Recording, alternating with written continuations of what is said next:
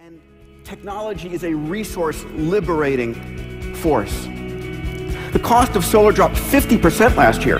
Last month, MIT put out a study showing that by the end of this decade, in the sunny parts of the United States, solar electricity would be 6 cents a kilowatt hour compared to 15 cents as a national average. And if we have abundant energy, we also have abundant water. Because we live on a water planet. We live on a planet 70% covered by water. Yes, 97.5% is salt water, 2% is ice, and we fight over 0.5% of the water on this planet. But here too, there is hope. And there is technology coming online, not 10, 20 years from now, right now. And the conversation I had with Dean Kamen this morning, one of the great DIY innovators I'd like to share with you, his technology called Slingshot, that many of you may have heard of, it's the size of a small dorm room refrigerator. It's able to generate 1,000 liters of clean drinking water a day out of any source, salt water, polluted water, latrine, at less than 2 cents a liter. This is the kind of innovation that exists today. I should like to help everyone if possible. Jew, Gentile, black man, white. We all want to help one another. Human beings are like that. We want to live by each other's happiness, not by each other's misery. We don't want to hate and despise one another. In this world there's room for everyone, and the good earth is rich and can provide for everyone. The way of life can be free and beautiful.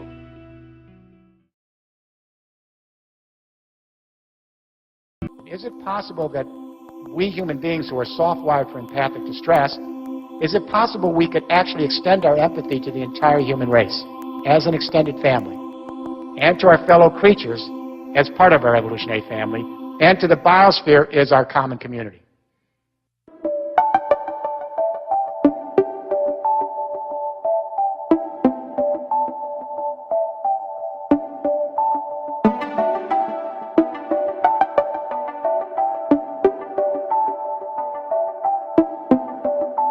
We're going to hit 70% penetration of cell phones in the developing world by the end of 2013.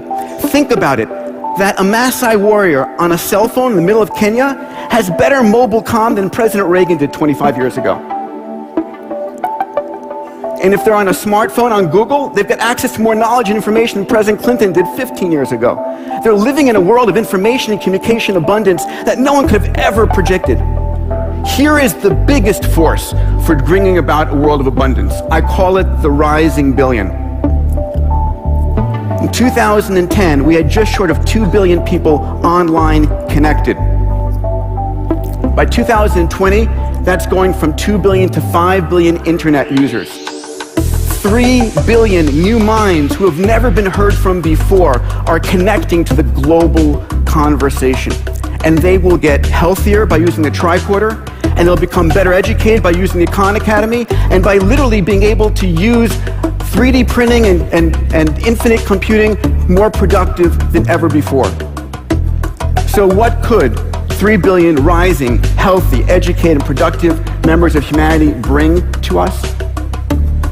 How about a set of voices that have never been heard from before?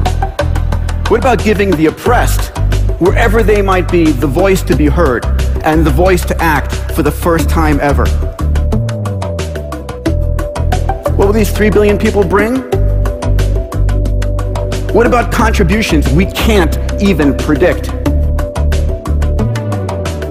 But if we have gone from empathy in blood ties to empathy in religious associational ties to empathy based on national identification, is it really a big stretch to imagine the new technologies allowing us to connect our empathy to the human race writ large in a single biosphere? Today, we're in a globally connected world. Our youngsters can begin to empathize across all the traditional lines.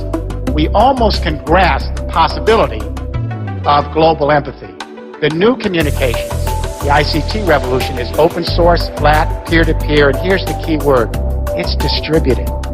Meaning 2 billion people can put a little utensil in their hand, and they can send their own video, audio, and text to all the other 2 billion people at the same time, at the speed of light, with more power than the centralized BBC, and we did it all in 15 years.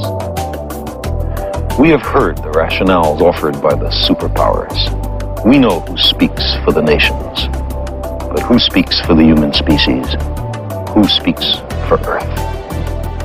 Our global civilization is clearly on the edge of failure in the most important task it faces, preserving the lives and well-being of its citizens and the future habitability of the planet.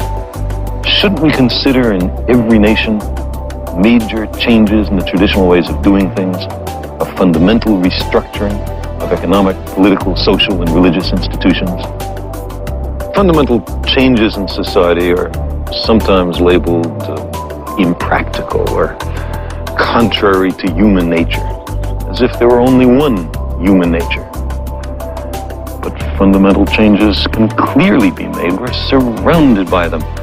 In the last 2 centuries, abject slavery, which was with us for thousands of years, has almost entirely been eliminated in a stirring worldwide revolution.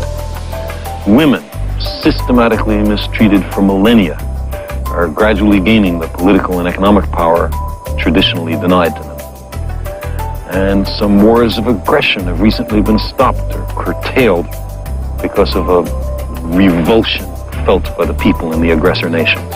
What gives me tremendous confidence in the future is the fact that we are now more empowered as individuals to take on the grand challenges of this planet.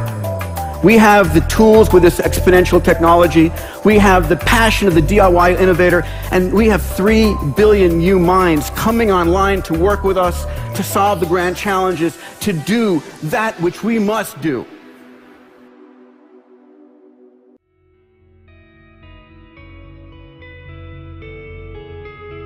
You, the people, have the power to create happiness. You, the people, have the power to make this life free and beautiful, to make this life a wonderful adventure. Let us use that power. Let us all unite. Let us fight for a new world, a decent world, that will give men a chance to work, that will give youth a future and old age a security. By the promise of these things, brutes have risen to power, but they lie. They do not fulfill that promise. They never will. Now let us fight to fulfill that promise. Let us fight to free the world, to do away with national barriers, to do away with greed, with hate and intolerance. Let us fight for a world of reason, a world where science and progress will lead to all men's happiness.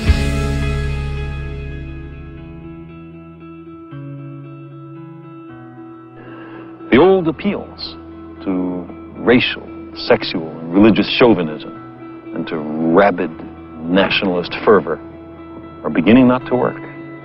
A new consciousness is developing which sees the Earth as a single organism and recognizes that an organism at war with itself is doomed.